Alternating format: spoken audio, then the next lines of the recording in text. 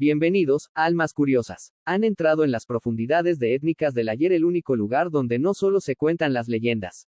Se sienten. Si lo paranormal, lo macabro y las historias que no te dejan dormir te llaman, suscríbete y toca la campana. Únete a la vigilia. Te aseguro que una vez que entres, ya no hay vuelta atrás.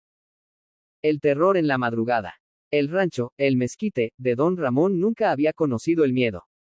Las noches en Texcoco eran tranquilas, solo rotas por el balido de las cabras y el canto lejano de algún coyote. Pero en mayo de 1996, el silencio se volvió un presagio. Todo comenzó con un olor. Un hedor fétido, a azufre y carroña, que flotaba en el aire quieto de la madrugada. Ramón, un hombre de campo curtido y poco supersticioso, se despertó sobresaltado. Algo no estaba bien. Al tomar su linterna y dirigirse al corral, un silencio antinatural lo golpeó. Las cabras no balaban. El haz de luz se posó sobre la escena. No era un robo, ni un ataque de coyote. Era algo mucho más espantoso. 10 de sus mejores sementales yacían inertes. Sus cuerpos estaban intactos, sin rastros de haber sido devorados, pero sus cuellos mostraban una marca inconfundible, 2 pequeños orificios, limpios y profundos, como si una aguja gigantesca hubiera perforado la piel. Y lo más aterrador, los animales estaban completamente desangrados. Parecía que cada gota de vida había sido succionada. El pánico se extendió como una plaga. En los días siguientes, los ataques se replicaron en San Vicente, Chicoloapan y Chimalhuacán. Los periódicos, con titulares gigantes, lo bautizaron el chupacabras. La descripción de la bestia. Los pocos que decían haberlo visto ofrecían descripciones que helaban la sangre. La primera forma, un cervípedo, de aproximadamente 1.20 metros de altura. Su piel, grisácea y rugosa, parecía la de un reptil o un alienígena. Tenía grandes ojos rojos brillantes, garras afiladas y, lo más distintivo, una hilera de púas o espinas recorriéndole la espalda. Se movía dando saltos increíbles. La segunda forma, más común en México, una criatura cuadrúpeda, parecida a un perro o coyote, pero sin pelo, con la piel escamosa y la cabeza alargada. Una visión repulsiva que la gente asociaba con la enfermedad y lo desconocido. La última noche, Ramón y sus vecinos se armaron con machetes y viejas escopetas, montando guardia cada noche. El miedo no era solo por su ganado, sino por sus hijos. Si podía desangrar a una cabra sin hacer ruido, ¿qué le impediría hacer lo mismo con un humano? Una noche de luna menguante, la sombra de una silueta se proyectó en el techo de lámina de un cobertizo. Era grande, se movía rápido y emitía un sonido gutural, una especie de siseo seco. Ramón disparó. El estruendo rompió el silencio de forma brutal. El chupacabras no cayó, simplemente dio un salto inverosímil que lo llevó por encima de la barda de adobe y desapareció en la oscuridad del campo. A la mañana siguiente, solo encontraron el olor fétido y rastros de sangre. No de la criatura, sino de las gallinas de la vecina, que también habían sido víctimas de la misma y horrible mutilación. Nunca lo atraparon. La leyenda del chupacabras, ya fuera un monstruo real, un coyote enfermo, o solo el rostro que le pusimos a la crisis económica de esos años, dejó un legado de terror en el campo mexicano. Y hasta hoy, cualquier ruido en la noche o la aparición de ganado muerto, con extrañas heridas, hace que la gente de las rancherías recuerde con escalofrío, fue el chupacabras. El árido vientre de la sierra, la sequía y la calma rota. El pueblo de La Laja, enclavado en la sierra de Veracruz, vivía bajo el sol implacable de la estación seca. Eran finales de los años 90, y aunque las noticias de la Ciudad de México hablaban de una extraña criatura bebedora de sangre, para la gente de La Laja eso era un cuento urbano. Su única preocupación era la cosecha. Don Ezequiel, el más viejo del pueblo y dueño del rancho más grande, el Borrego Negro, era el primero en descartar las supersticiones. Son coyotes, muchachos. Coyotes grandes y hambrientos, sentenciaba, mientras afilaba su machete. Pero el aire cambió la noche del 12 de julio. No fue el ataque lo que despertó a Ezequiel, fue el silencio. Un silencio pesado, como el de una cámara funeraria. Al encender su lámpara de aceite, el olor lo asfixió. Un hedor metálico y acre que olía a cobre caliente y, a algo más, algo putrefacto que no era de la tierra. Al llegar al corral de cabras, su lámpara tembló. 5 cabras. Todas yacían en la tierra polvorienta, sus vientres hinchados y sus ojos abiertos, mirando al cielo sin estrellas. La matanza no era lo peor, era la precisión. 2 orificios en el cuello de cada animal, tan pequeños y perfectamente circulares que parecían hechos con un taladro quirúrgico. Ezequiel se acercó a la primera cabra. Puso su mano sobre el pelaje aún tibio. Estaba seca, completamente desangrada. Era como si la vida entera hubiera sido succionada por un vacío. Los perros del rancho no ladraban, estaban escondidos bajo el granero, aullando quedamente.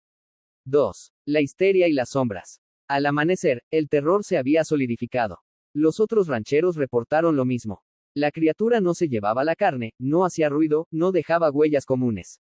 Solo dejaba cadáveres vacíos. El pánico forzó al pueblo a la vigilia. Se organizaron rondas nocturnas. Ezequiel y su hijo, Ramiro, se apostaron cerca del corral con viejas carabinas. Las noches eran eternas. El viento susurraba en los árboles de mezquite, y cada sombra parecía moverse por sí misma. Ramiro fue el primero en ceder al miedo. Una noche, cerca de las 3 de la mañana, una sombra pasó entre los árboles al borde del cerro. No era un cuadrúpedo, la silueta era bípeda. Se movía con una rapidez y una serie de saltos que desafiaban la física. Ahí está, gritó Ramiro, levantando la carabina. Espera, siseó Ezequiel. La criatura se detuvo. Estaba a unos 50 metros, inmóvil. En la penumbra, Ezequiel pudo distinguir una silueta delgada, con una cabeza alargada. Lo que más lo paralizó fue lo que venía de su espalda, espinas duras y erizadas que captaban la poca luz de la luna. Entonces, la criatura se giró. Sus ojos, 2 pozos rojos, brillantes, sin párpados, que parecían mirar directamente a su alma. No había expresión, solo una inteligencia fría y voraz. Ramiro, aterrorizado, apretó el gatillo. El disparo rasgó la noche. La criatura emitió un chillido agudo y metálico, parecido al roce de 2 cuchillos de carne, pero no huyó. Se impulsó con una fuerza increíble, saltando la barda del corral de un solo movimiento y desapareciendo en la oscuridad, dejando un rastro de olor a azufre y miedo. 3. La marca de la bestia.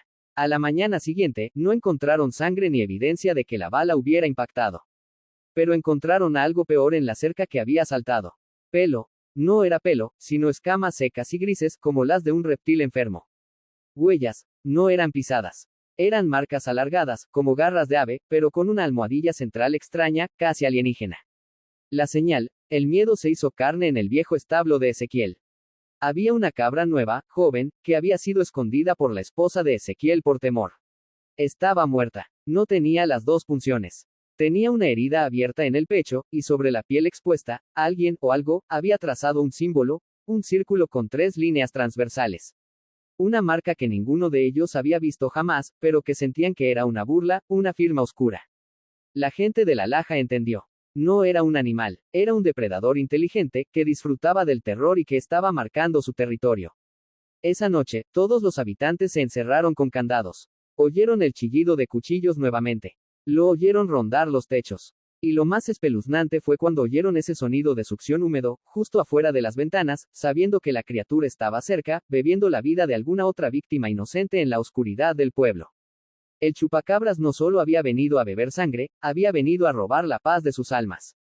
Y hasta el día de hoy, los ancianos de la Laja dicen que la sombra de las espinas sigue apareciendo en las noches de sequía, esperando el momento de saciar su sed. El silencio bajo el cielo de Sonora, el visitante no invitado. Hermosillo, Sonora. 1999. Marco tenía 17 años y su trabajo de verano era cuidar el pequeño rancho de su tío, aislado a 10 kilómetros del camino pavimentado. La noche allí era un manto espeso de terciopelo negro, solo roto por el coro distante de grillos y el crujido de la madera vieja. El primer indicio no fue un cuerpo, sino un cambio en el aire. Las noches se volvieron frías, incluso para el desierto.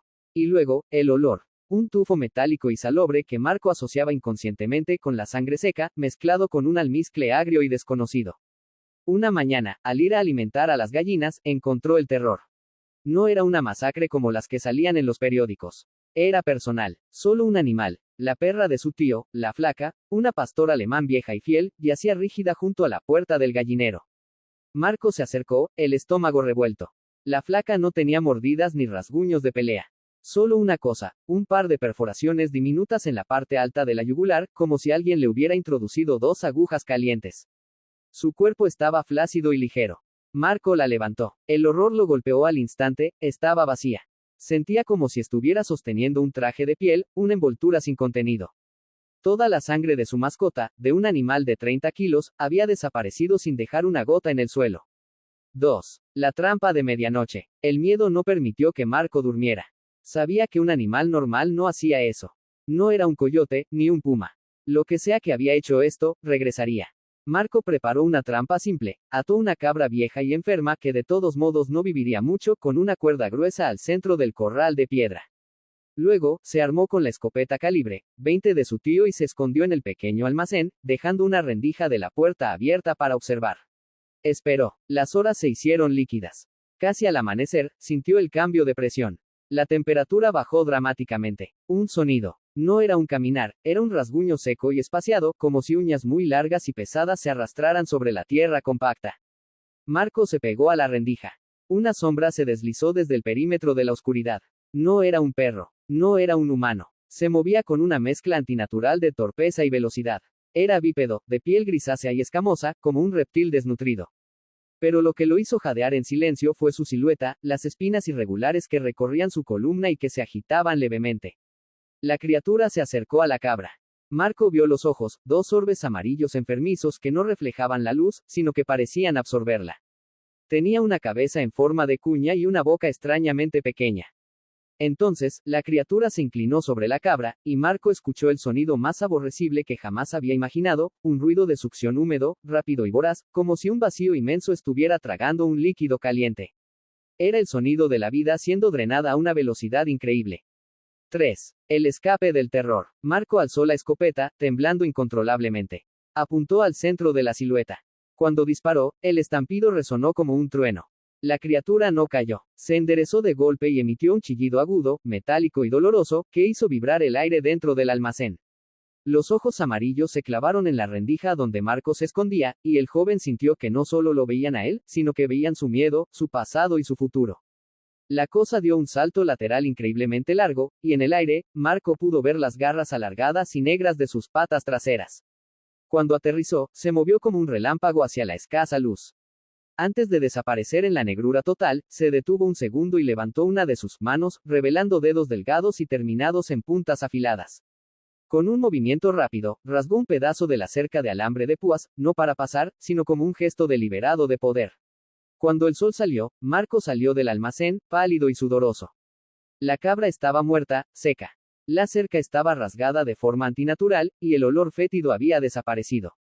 Marco nunca le contó a su tío lo que vio. Sabía que no le creerían. Pero hasta el día de hoy, el joven evita el campo abierto en la noche. Y a veces, en el silencio total de la madrugada, su mente reproduce el sonido de la succión en el corral de Sonora, y se pregunta, ¿se habrá saciado realmente la bestia esa noche? Y así, la leyenda del chupacabras permanece. A pesar de los años y las explicaciones científicas, el miedo no desaparece. ¿Fue un animal mutado? ¿Un experimento biológico fallido? ¿O realmente estamos hablando de una criatura cuyo origen no es de este mundo, que vino simplemente a saciar una sed antinatural? Quiero leerlos. Déjame tu comentario aquí abajo. ¿Crees que el chupacabras fue solo histeria colectiva o crees en los reportes de un depredador reptiliano con espinas? Si conoces alguna historia de avistamiento en México o en otro lugar, compártela. Si disfrutaste de este viaje al terror, no olvides dejar tu me gusta y suscribirte a nombre del canal para seguir desenterrando los misterios que duermen en la oscuridad. Recuerda, la verdad es casi siempre más aterradora que el mito. Y mientras estás dormido, algo afuera está esperando tener hambre de nuevo. Nos vemos en el próximo video. Cuídense de la oscuridad.